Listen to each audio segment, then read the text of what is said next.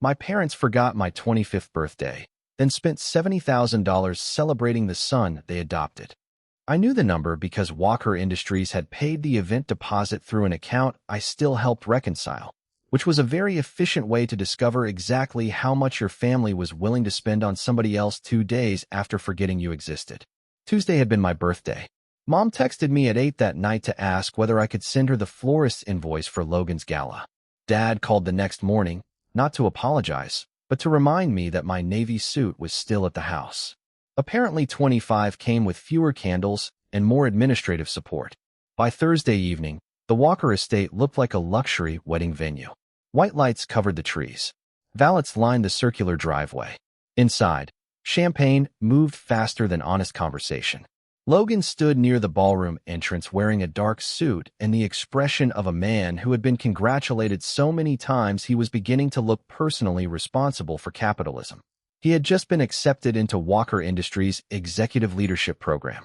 It was a good achievement. I knew that. I was proud of him. That was the inconvenient part. Resentment would have been much easier if Logan had been terrible. He was not. He was funny, disciplined, and still texted me pictures of badly designed corporate logos because he knew they offended me professionally. The problem was never that my parents loved him. The problem was what happened to me whenever they did. Ethan. Mom appeared beside me in a silver evening dress, adjusting the cuff of my sleeve without asking. Please try to look happy tonight. I thought this was my happy face. You look tired.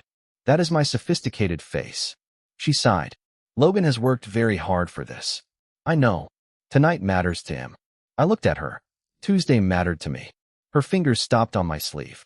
For one beautiful second, confusion crossed her face. Then recognition. Oh. That was my birthday gift. One syllable. Mom touched my arm. Ethan, I am so sorry. This week has been chaotic. Across the ballroom, a 10-foot display showed childhood photographs of Logan beneath gold letters celebrating his future at Walker Industries. Clearly, we will do something this weekend. You do not have to. Do not be difficult. There it was. Somehow forgetting me became inconvenient because I noticed. Before I could answer, Dad tapped a glass near the stage. Everyone turned. Logan looked embarrassed as my father called him forward. Mom immediately moved toward them. I followed more slowly because apparently emotional self-sabotage also came with assigned seating. Dad placed a hand on Logan's shoulder. When Claire and I welcomed Logan into our family 18 years ago, we could never have imagined the man he would become. Applause. Logan looked down. Dad continued. He has shown loyalty, discipline, and heart in everything he does. Tonight, we celebrate not only his place in our company, but his place in this family. Mom took Logan's hand. Her eyes filled with tears. Then she smiled and said, Logan is the greatest gift this family ever received. People applauded again. I did too. What else was I supposed to do? Raise my hand and request clarification? Excuse me, as the biological son, could I get a ranking below greatest gift but above tax deduction? I lowered my glass before anyone noticed my fingers tightening around it. Then I stepped quietly out through the terrace doors. Cold Massachusetts air met my face. Better. I stood beside the stone railing and stared across the dark lawn until the ballroom music became muffled behind the glass. I thought you might want this. I turned. A tall man in a charcoal suit stood several feet away holding a small chocolate cupcake on a white dessert plate. One candle stood in the frosting. I recognized him vaguely from the investment fellowship I had completed 3 years earlier. Nathan Cole, corporate attorney. Annoyingly good memory during panel discussions. What is that? I asked. Nathan looked at the candle, then back at me. Your birthday was Tuesday. For a second, I forgot how sarcasm worked. Inside, 200 people were celebrating the person my family remembered to choose. Outside, a man I had not seen in 3 years. Remembered the date they forgot. Nathan held the cupcake between us like it was the most normal thing in the world to remember a near stranger's birthday 3 years after meeting him. I stared at the candle. You remembered that? Yes. Why? He looked genuinely puzzled by the question. Because you told me. 3 years ago. It was still information. I laughed quietly. That is either impressive or concerning. I work in investment law. Remembering inconvenient details is practically a job requirement. I looked back through the glass doors. Inside, Logan was surrounded by relatives, executives, and people holding champagne while my parents stood beside him looking happier than I had seen them in months. Nathan followed my gaze, but did not say anything sympathetic. I appreciated that more than I wanted to admit. You were supposed to make a wish, he said. I looked at the cupcake again. At 25. I checked. The law still permits it. Good. I was worried Massachusetts had regulations. A small smile appeared on his face. I took the plate. Do you have a lighter? Nathan reached into his pocket and produced one. You came prepared. I stole the candle from the dessert table 5 minutes ago. This was not a long-term operation.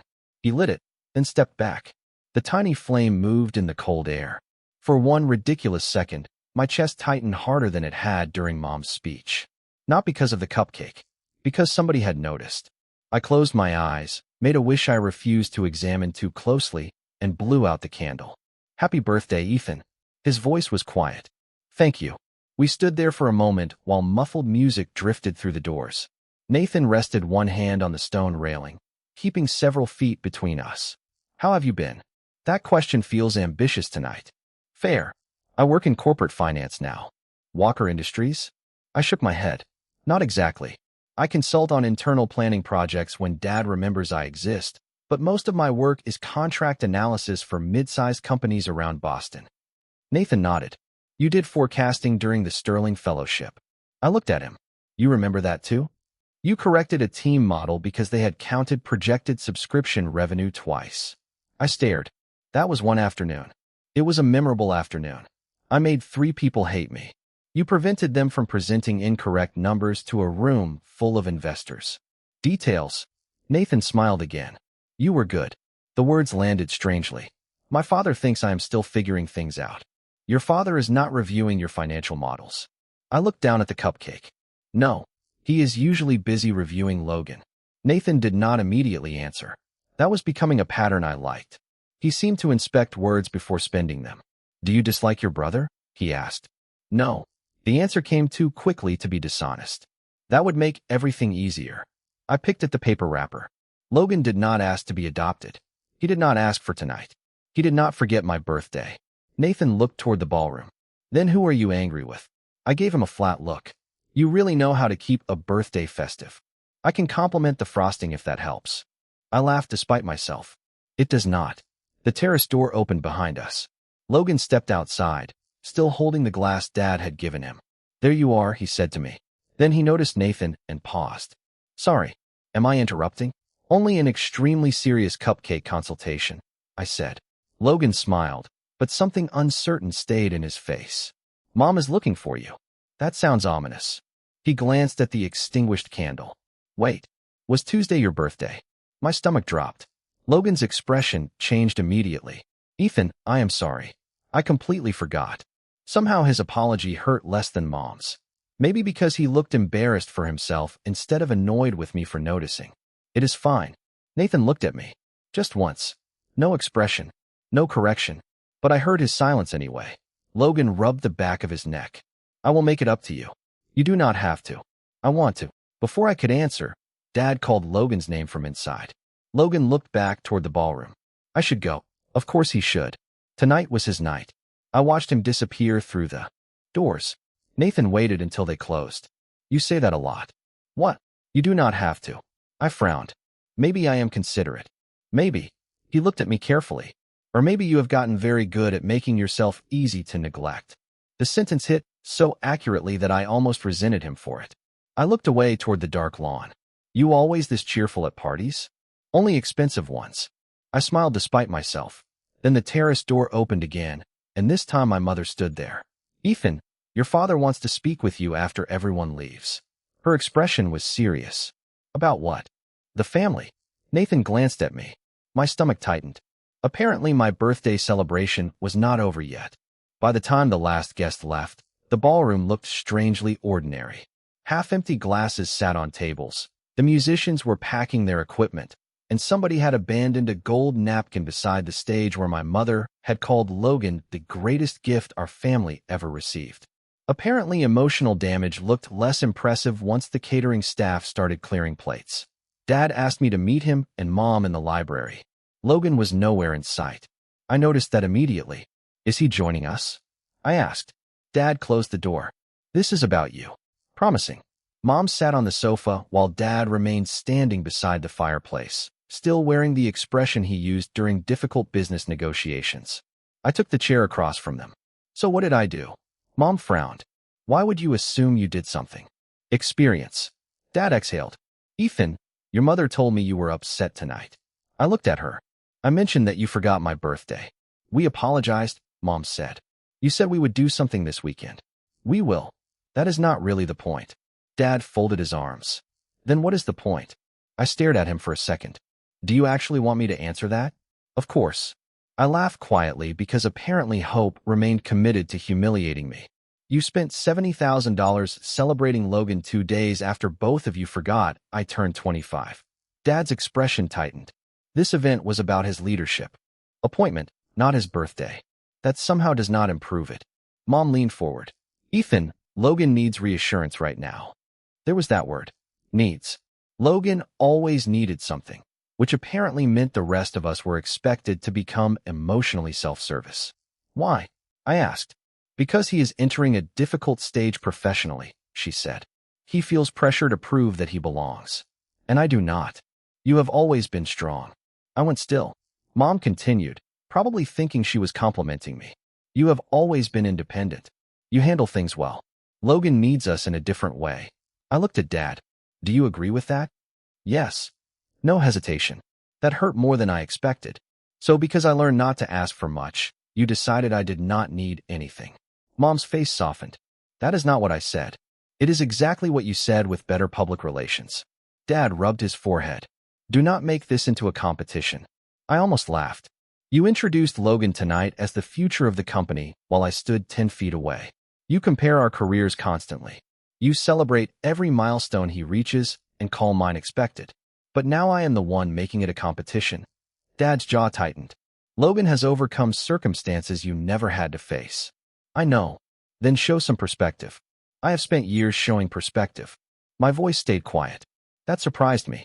I understood when he needed more attention after the adoption. I understood when Mom missed my college award dinner because Logan had an interview. I understood when you moved me off the strategy project because you wanted him to get executive exposure. I understood so many things that eventually nobody had to consider me at all. Mom whispered, Ethan. I looked at her. Do you even realize what you are asking me to understand tonight? She did not answer. I asked anyway. Do you love him more? Silence. Dad looked away first. Mom's eyes filled, but she said nothing. There it was. Not an answer. Somehow worse. I stood. Dad frowned. Where are you going? Home. This is your home. The sentence almost made me angry. Instead, I felt tired. No.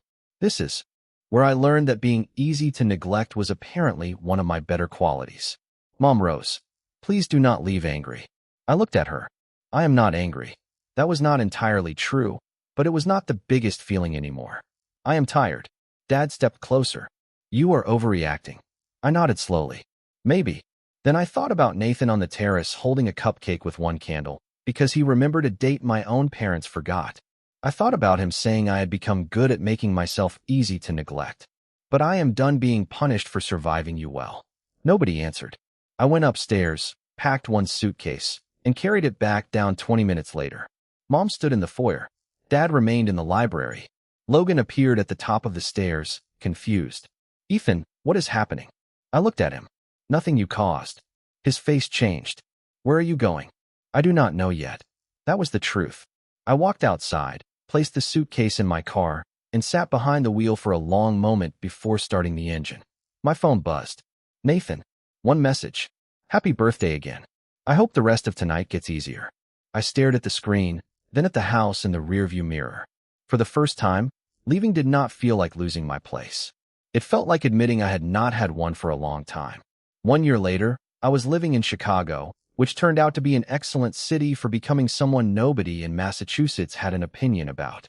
I rented a small apartment in River North, worked in corporate finance for a manufacturing group, and had learned exactly how long winter could last before a person began taking gray skies personally. I was 26 now. My parents and I spoke occasionally, usually in short conversations that stayed safely away from anything important.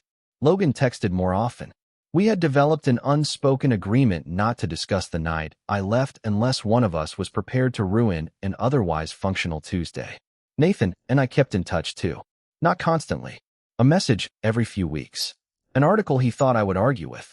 A photograph of terrible conference coffee. On my birthday, exactly 1 year after. The cupcake, a delivery arrived at my office with a chocolate cupcake and a single candle taped to the box. The note said, "Apparently this is a tradition now." I kept the note. I did not examine that decision too closely.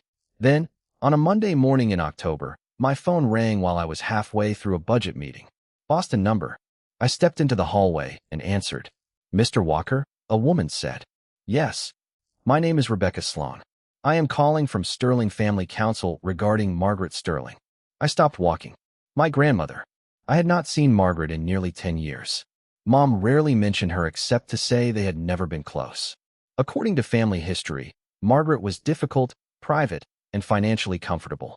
Apparently financially comfortable was about to become the understatement of my childhood. "What happened?" I asked. Rebecca paused. "I am sorry to tell you that your grandmother passed away last week." My chest tightened unexpectedly. Distance did not erase the memory of birthday cards written in blue ink or the way Margaret used to ask me questions and actually wait for the answer.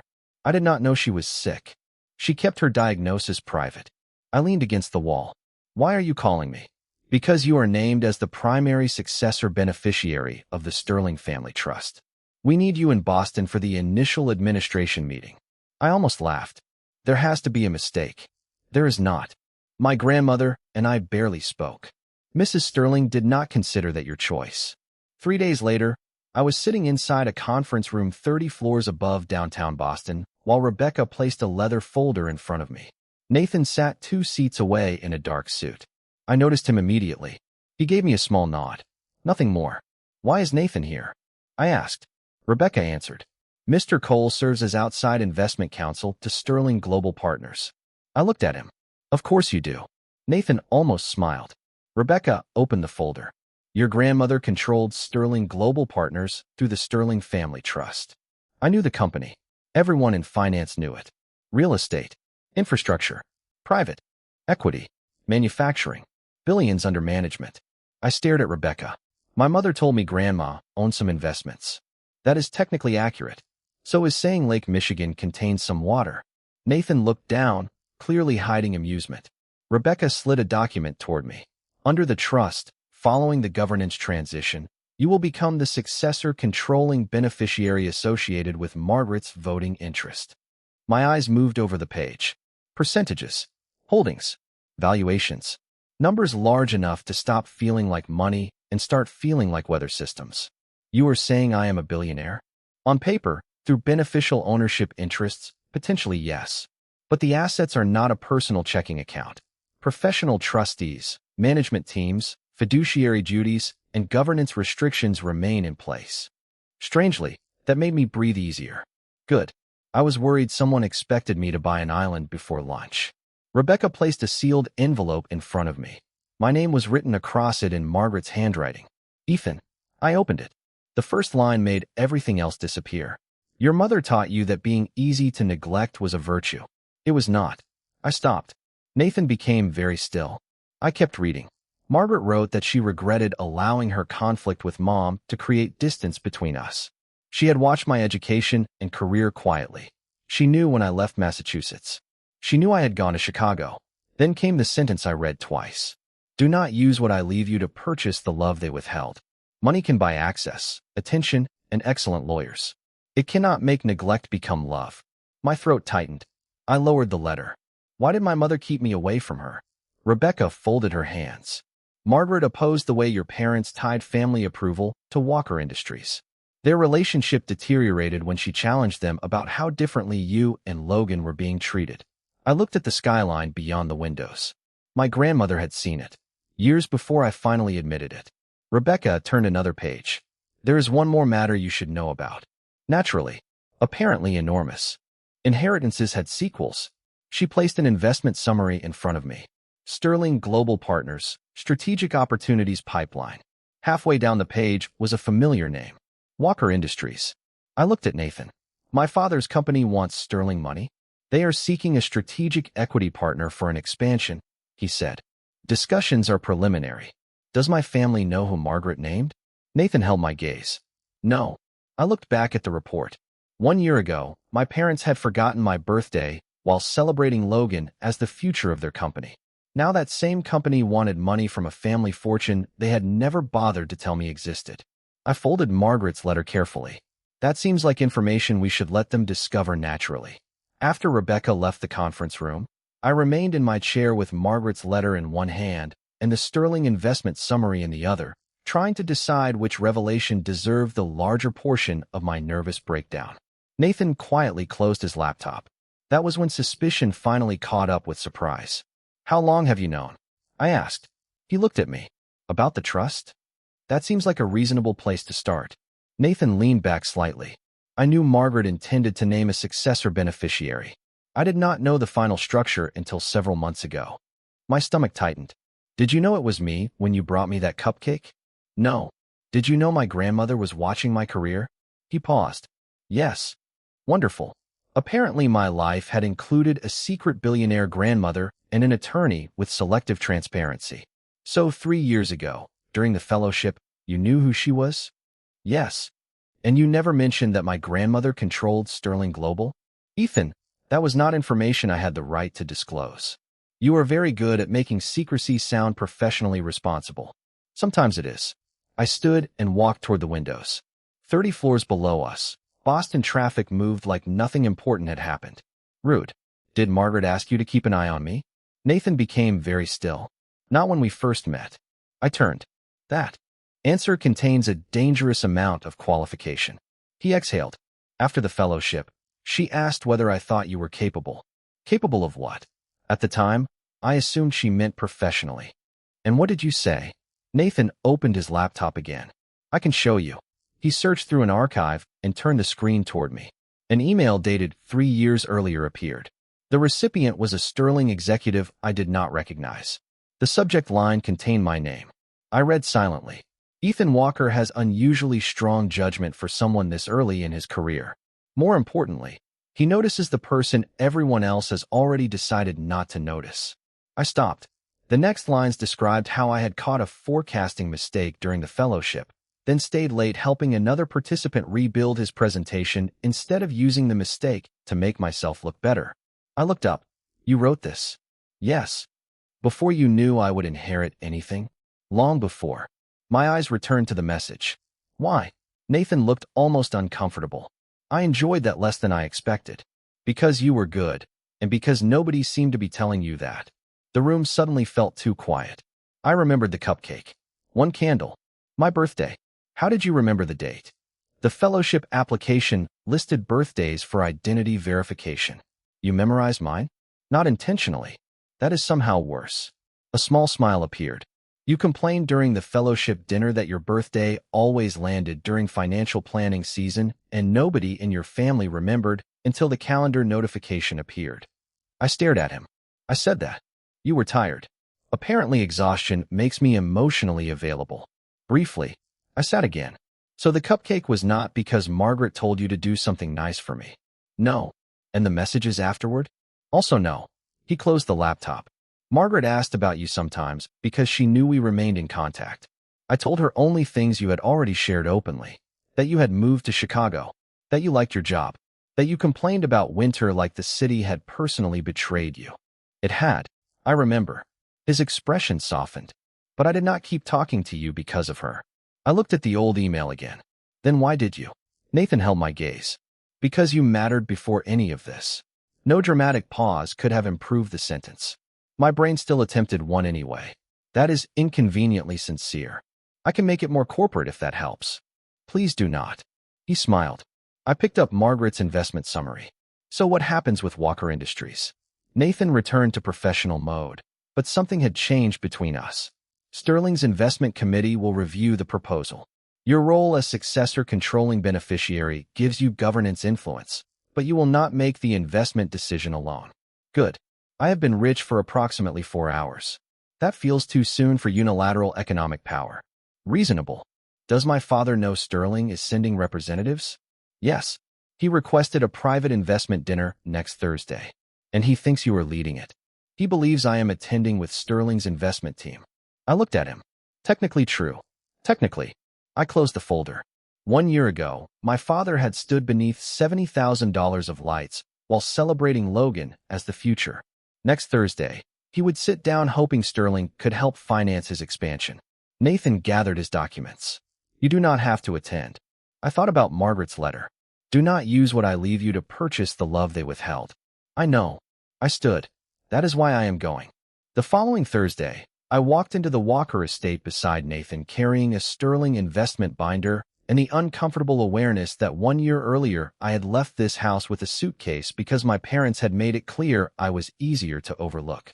Tonight, they had polished the dining room, opened expensive wine, and arranged place cards for Sterling executives. Mine said Ethan Walker. Apparently nobody had received the updated emotional branding. Dad stood near the fireplace, speaking with 2 members of the Walker Industries board. Mom was beside him. Logan sat at the table reviewing a presentation. Nathan entered first. Dad immediately crossed the room and shook his hand. Mr. Cole, we appreciate Sterling taking the time. Of course, Nathan said. Then I stepped through the doorway. Dad stopped. Mom's smile disappeared. Logan looked up so quickly that one of his papers slid onto the floor. Ethan, Dad said. Hi. His eyes moved from me to Nathan, then to the binder in my hand. What are you doing here? Nathan answered before I could, but only because the information belonged to Sterling.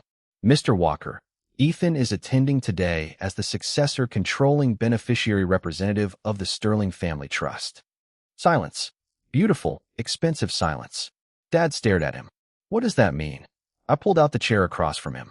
It means we should probably talk numbers. Mom looked pale. Margaret left the trust to you? The controlling beneficiary position, subject to trustees and governance procedures. I sat down. It turns out Grandma was slightly more financially comfortable than advertised. Logan was still staring at me. You knew about this? For 1 week. And you did not tell us? Dad asked. I looked at him. You forgot my birthday. I assumed communication standards were flexible. Nathan lowered his eyes toward his notes. I was almost certain he was hiding a smile. Dad said slowly. This meeting was requested with Sterling Global Partners. Correct. Not as a family matter. Also correct. I opened the investment presentation. So let us keep it that way. For the next 40 minutes, I did exactly what I had done before inheriting anything. I read numbers. Walker Industries wanted capital for an aggressive expansion into mixed-use developments across New England. The revenue projections were optimistic. The construction reserve was thin. The debt assumptions depended on interest rates behaving with a level of kindness rarely seen in nature. Your model assumes 90% occupancy within 12 months, I said. Dad glanced at the chief financial officer. That is based on market demand. The comparable properties in your appendix averaged 78% at 12 months. The chief financial officer shifted in his chair. Those assets were in different submarkets. Then the model should explain the adjustment instead of hiding it in the growth assumption. Dad's expression tightened. Familiar. For most of my life, that look had made me second-guess myself. Tonight, I simply turned the page. The contingency reserve is also below Sterling's standard. You have been reviewing this for a week, Dad said. Our team has been building it for a year. There it was. The old translation. You cannot possibly understand something I did not teach you. I kept my voice calm. Then the team should be able to answer the questions. Nathan sat beside me, saying nothing. No rescue. No correction. Just quiet confidence that I could handle the room myself. Logan finally spoke. Ethan is right about the occupancy assumption. Dad turned toward him. Logan continued. I raised it during the last internal review. Dad's face changed. This is not the time. Logan looked down. I knew that sentence. Apparently family traditions survived leadership programs. By the end of dinner, Sterling had not agreed to invest. We had agreed to continue reviewing the proposal under revised assumptions, stronger reporting requirements, and potential governance changes. Dad looked more offended by the governance discussion than by the valuation discount, which told me exactly where the real problem lived. As everyone stood, Mom came toward me. Can you stay for coffee? I hesitated. Not tonight. Her face fell. Ethan, we have not seen you in a year. I know. We are still your family. The sentence would have destroyed me 12 months ago. Now it only made me tired. Before I could answer, Logan appeared beside us. Can I talk to him first? Mom looked surprised. Logan met my eyes. There was no triumph in his expression, no resentment, just something exhausted. Please, he said. Nathan waited near the foyer, deliberately giving us space. Logan led me toward the library and closed the door behind us. You think they loved me more, he said. I stared at him. That is an interesting opening. His voice dropped. They did love me louder. He looked down at his hands. But I need you to understand that was never the same thing as being free.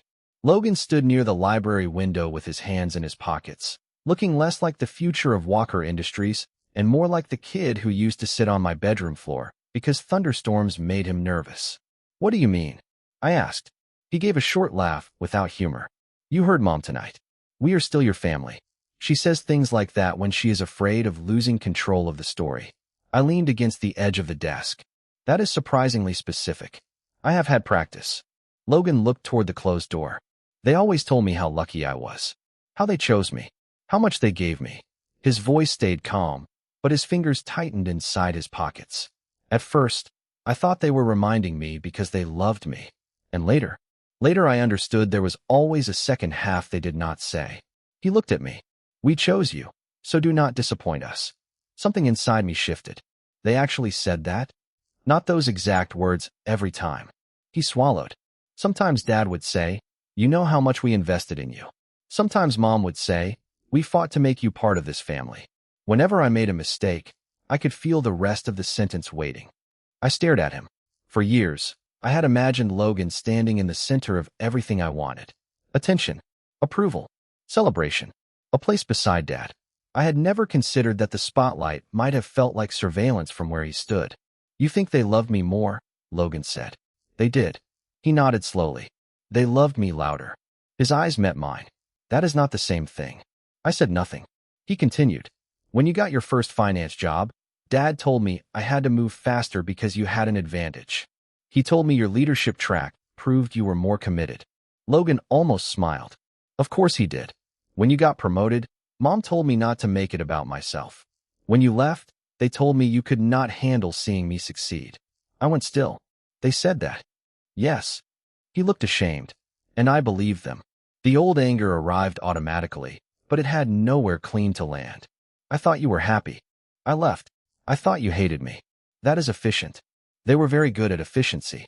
I looked toward the bookshelves, remembering childhood summers when Logan and I built forts in this room before everything became performance reviews. Why did you never call? I wanted to. He rubbed one hand over his face. But every time I tried, Dad said you needed space. Mom said contacting you would make things worse. He looked at me again. And honestly, I was scared. Of me. Of what happened if you came back and they decided they did not need me anymore. The answer landed quietly. Painfully. I understood it too well. So you kept trying to be perfect. I kept trying to be worth the decision they made when they adopted me. He laughed once. Turns out being the greatest gift this family ever received comes with maintenance requirements. That almost broke me. Not because it was funny. Because it sounded like something I would say. I stepped closer to the desk. Logan, none of that makes what happened to me disappear. I know. And I am not ready to pretend everything between us is fine. I am not asking you to. He nodded toward the dining room. I just needed you to know I was never trying to replace you. I looked at him for a long moment. You did not replace me. His expression tightened. They made room for you by deciding I did not need one. Logan looked down. I am sorry. I know. The words surprised both of us. Not forgiveness. Not yet. Just recognition. When we finally left the library, Nathan was still waiting near the foyer with his coat folded over one arm. He looked at my face, then at Logan, and asked nothing. Outside, the air was cold and clear. I walked beside Nathan toward his car. You were right, I said. About what? The person everyone decides not to notice. Nathan glanced at me. That was about you. I looked back at the house.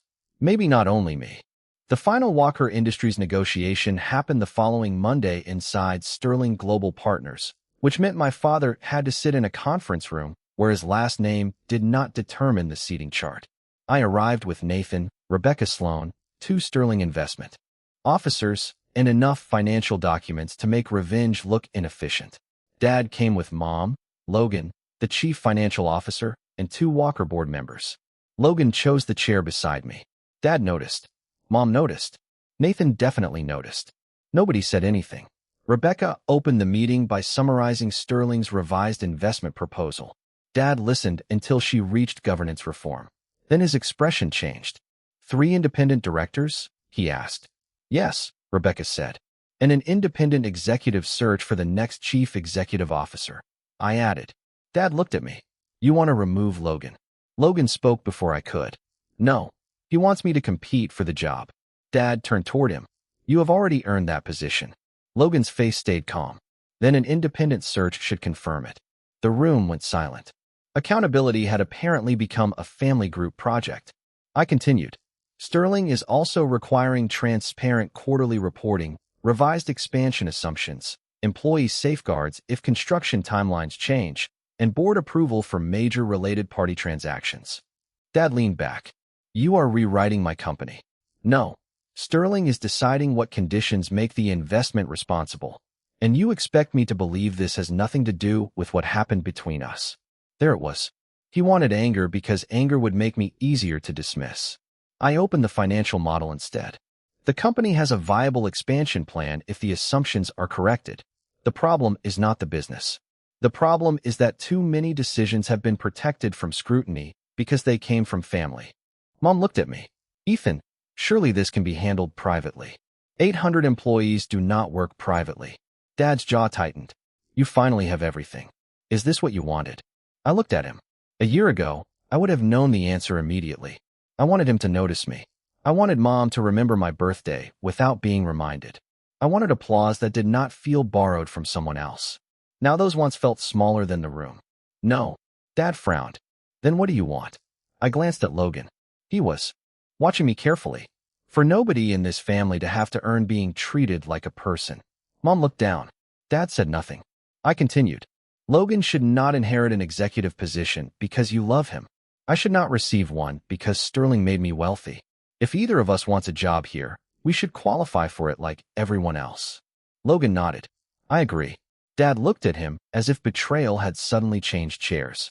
After everything we gave you? Logan went very still. I recognized the sentence before he answered. That is exactly the problem. Mom whispered his name. Logan kept going. You always remind me what you gave me. The adoption. The opportunities. The company. It made every mistake feel like I was failing an agreement I never signed. Dad stared at him. We loved you. I know. Logan's voice softened. But sometimes you loved me like a contract. The room became completely quiet. I looked at my parents and finally understood something uncomfortable. They had not loved Logan instead of me in some simple mathematical way. They had neglected me because they believed I would survive without reassurance. And they had controlled him because they believed he needed constant proof that he belonged. Different damage. Same source. Dad turned back to me. So you came back to teach us how to be a family? I almost laughed. No. That sounds exhausting. Nathan lowered his eyes toward his notes, definitely hiding a smile. I came because Sterling is considering an investment. That is all this meeting gets to decide. Dad looked at the proposal. And if I refuse these conditions? Rebecca answered this time. Sterling will decline the investment. No threat. No drama. Just business. Dad was silent for nearly a minute. Then he looked at the board members. One nodded. The other followed. The chief financial officer quietly said, the capital structure is workable under these terms. Dad exhaled. Fine. It was not an apology. It was not healing. But it was the first time I had watched him accept a decision he could not control. The meeting ended 20 minutes later with instructions for counsel to draft the revised documents. Mom waited until everyone began leaving. Ethan, I stopped. Come home for dinner this weekend. The request was gentle. That made it harder. I am not ready. Her face fell. How long will that take? I do not know. I picked up my folder. But I am not going to buy my way back into being loved correctly. She looked at me, then nodded slowly. Outside the conference room, Nathan fell into step beside me. How do you feel? He asked. Rich enough to afford therapy. He laughed. That is progress. I looked at him. You know what is strange? What? I thought coming back with money would finally make them see me. Did it? I glanced through the glass wall at my family still inside the conference room. Maybe. Then I looked at Nathan. I just do not think I need it anymore. 3 months later, I was living in a two-bedroom apartment overlooking the Charles River, which sounded much more impressive than the fact that one room was still filled with unopened boxes and a desk I had assembled incorrectly twice. Sterling Global had completed the governance transition, and I was officially serving as the controlling beneficiary representative under the family trust. Walker Industries had stabilized under the revised investment structure. The first independent directors were seated. The executive search had begun. Dad complained about the process exactly as much as everyone predicted, which was comforting in its consistency. Logan surprised everyone by withdrawing from consideration for the chief executive position. Instead, he accepted a strategy role at an unrelated technology company in Cambridge. When I asked why, he said, "I want to know whether I am good at something when nobody already knows my last name." I understood that better than he probably realized. Mom and Dad were still complicated. Mom called every Sunday. Sometimes I answered. Sometimes I did not. Dad had sent one email that contained the words "I could have handled things differently," which was apparently his emotional equivalent of writing a 12-page apology. I saved it without replying. Healing, I had learned, was less cinematic than people advertised. Mostly, it involved boundaries, awkward conversations, and deciding whether to answer your phone. Nathan remained the easiest part. He still worked with Sterling as outside counsel, although we had become suspiciously skilled at finding reasons to have dinner after meetings. Nothing dramatic. Coffee. Takeout. Long conversations that somehow began with financial regulations and ended with childhood stories. He never pushed. That was almost becoming annoying. On a Saturday evening, my doorbell rang. I opened it to find Nathan holding 2 takeout bags. No suit. Dark sweater, jeans, slightly messy hair. He looked unfairly relaxed for someone who usually billed by the hour. "You brought food," I said. "I was told billionaires require regular feeding. Only the fragile ones." He walked inside and glanced toward the unfinished desk. "Still losing to furniture? This desk and I have philosophical differences. It is upside down." That is one interpretation. Nathan laughed and carried the food to the kitchen. We ate at the counter because I had not yet purchased a dining table. Apparently, controlling a large trust did not automatically improve home furnishing priorities. Halfway through dinner, my phone buzzed. A message from Mom. "Happy birthday next Saturday. Dinner at our house if you want. No pressure." I stared at it. Nathan noticed. "Everything okay?" My family remembered my birthday early. Progress. Suspicious progress. I placed the phone down. "They want me to come to dinner. Do you want to?" The question was so Nathan that I almost smiled. Not should you. Not will you. Do you want to? Maybe someday. He nodded. No argument. Then he reached into the second takeout bag and pulled out a small white bakery box. I stared at him. "Nathan." "What?" He opened it. Chocolate cupcake. One candle taped to the lid. Exactly like the one from the gala 2 years earlier. "My birthday is next week." "I know. You are early." "I am practicing." I laughed. "Practicing what?" He placed the cupcake between us. "Remembering next year." Something in his expression changed. Smaller smile. More nervous than I had ever seen him in a boardroom. That was concerning. "Nathan." He looked down at the cupcake, then back at me. "I have been trying very hard not to make assumptions about what you want." That sounds healthy and deeply inconvenient. Probably. He took a breath. "So I am asking instead." My heartbeat changed. "Asking what?" "Have dinner with me next Saturday." I looked at the food already surrounding us. We do that constantly. As a date. There it was. No inheritance documents. No family crisis. No strategic investment. Just 4 words that somehow made a billionaire trust feel administratively simple.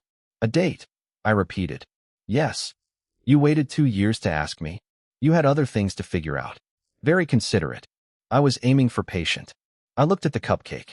The first one had appeared on a night when 200 people celebrated Logan and nobody in my family remembered me. Nathan had remembered before Sterling, before the trust, before any number on paper made people suddenly interested in who I was. "My family finally remembers my birthday now," I said. "Do you want them to?" he asked. I thought about it. "Maybe someday." Nathan nodded. I looked back at him. "But I definitely want dinner." His smile came slowly. "Good. One condition." "Of course. No discussing fiduciary duties before dessert." "That may be impossible." "Then the date is canceled." "I accept the condition." I laughed and picked up the cupcake. Years ago, I thought being loved meant being the person everyone chose first. Logan taught me that being chosen loudly could still feel conditional. My parents taught me that being strong could become an excuse for neglect. Margaret gave me enough freedom to stop asking either version of love to define me. And Nathan had done something quieter. He had remembered. Before the money. Before the title. Before anyone knew there was anything impressive to inherit. I looked at the single candle resting beside the cupcake and smiled. For the first time, the richest thing in my life was not something listed on a balance sheet.